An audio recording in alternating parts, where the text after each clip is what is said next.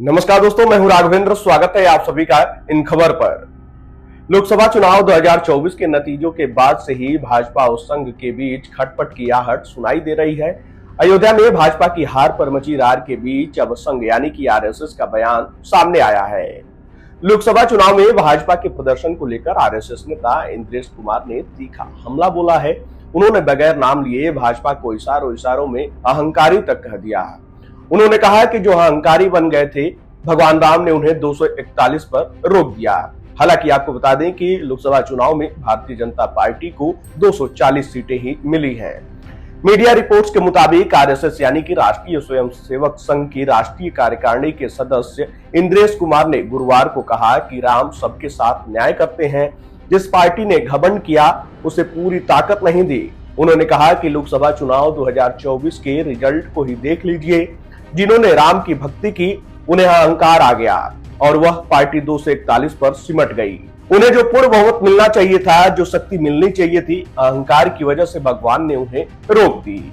हालांकि उन्होंने इंडिया गठबंधन को भी निशाने पर लिया। उन्होंने बगैर नाम लिए कहा कि जिन्होंने राम का विरोध किया उन्हें बिल्कुल भगवान ने शक्ति नहीं दी। सब मिलकर भी नंबर 2 पर खड़े रह गए। प्रभु राम का न्याय विचित्र नहीं है, सत्य और आनंददायक है। जिनकी राम के प्रति आस्था नहीं थी उन सबको 234 पर रोक दिया। बता दें कि इंद्रेश कुमार ने यह बयान जयपुर में रामरथ अयोध्या यात्रा दर्शन पूजन समारोह में दिया। अभी इस 2024 में भी राम राज्य का विधान देखिए, लोकतंत्र के परम में कैसा है। जिन्होंने राम की भक्ति की पर धीरे धीरे अहंकार आ गया, उस पार्टी को सबसे बड़ी पार्टी घोषित कर दिया।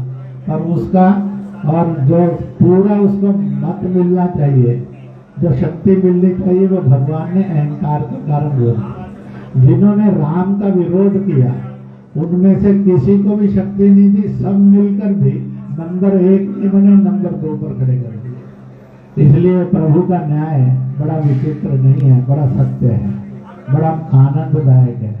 इसलिए जिस पार्टी ने भक्ति की, अहंकार आया, उसको 241 पर रोक दिया, पर सबसे बड़ी बना दी। जिनके अंदर राम की अनास्था थी, अश्रद्धा थी, और उनको सबको मिलकर 234 पर रोक दिया। कहा तुम्हारी अनास्था का यही दंड तुम्हें है कि तुम सफल नहीं हो सकते। इसलिए जो राम की भक्ति करे तो निरअहंकार करे, और जो राम का विरोध करे उसका अकल्याण अपने आप है, प्रभु ने बिगाड़ दिया। इसलिए लल्लू सिंह उसने जनता के ऊपर जुल्म किए थे। राम जी ने कहा थोड़ी देर 5 साल विश्राम कर ले, अगली बार देख लेंगे तेरा भी क्या करना। इसलिए राम भेदभाव नहीं करते हैं, राम सजा नहीं देते, राम किसी का विलाप नहीं करवाते हैं। राम सबको न्याय देते थे, देते हैं, देते रहेंगे। राम सदा न्याय प्रिय थे, रहेंगे। एक छोटी सी बात इस समय में और कहूंगा। राम का सीता का प्रत्याग कहानी आपने क्या पढ़ी है मैं जानता नहीं, परंतु मैं सुना जरूर देता हूँ। राम राज्य करते करते हर 100 वर्ष के बाद अश्वमेध यज्ञ करते थे। जिस समय कोई कर्जदार ना रहे, कोई रोगग्रस्त ना रहे, कोई बिना छत के नहीं रहे, कोई बिना शिक्षा के नहीं रहे, कोई बिना रोजगार के नहीं रहे। जब ऐसा हो जाता था तो अश्वमेध यज्ञ करते थे। कहते हैं कि उन्होंने 100 वर्ष के बाद 100 अश्वमेध यज्ञ किए।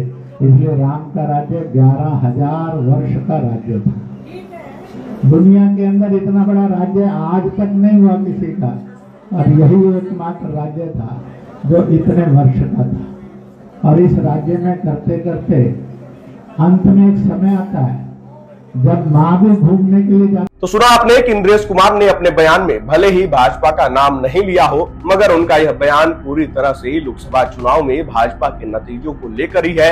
इंद्रेश कुमार से पहले संघ के प्रमुख मोहन भागवत ने भी कुछ ऐसा ही बयान दिया था।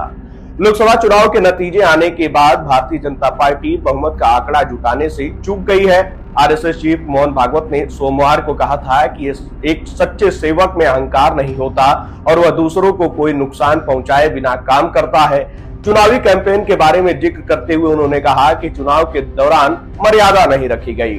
तो देखिए, ये नतीजे आने के बाद जो है आरएसएस बीजेपी पर हमलावर है, इशारों में ही सही, लेकिन तीखा हमला तो बोला ही जा रहा है। चुनाव से पहले भी और चुनाव के नतीजों के बाद भी ये कहा जा रहा था कि बीजेपी और आरएसएस के बीच सब कुछ ठीक नहीं है, क्योंकि इस चुनाव में जो आरएसएस लगातार हर एक चुनाव में सक्रिय रहता है, इस चुनाव में उतना सक्रिय नजर नहीं आया। खैर, आरएसएस और बीजेपी के बीच इस तीखे वार को आप किस रूप में देखते हैं, आपकी क्या राय है? आप अपनी राय कमेंट बॉक्स में हमारे साथ जरूर साझा कीजिएगा।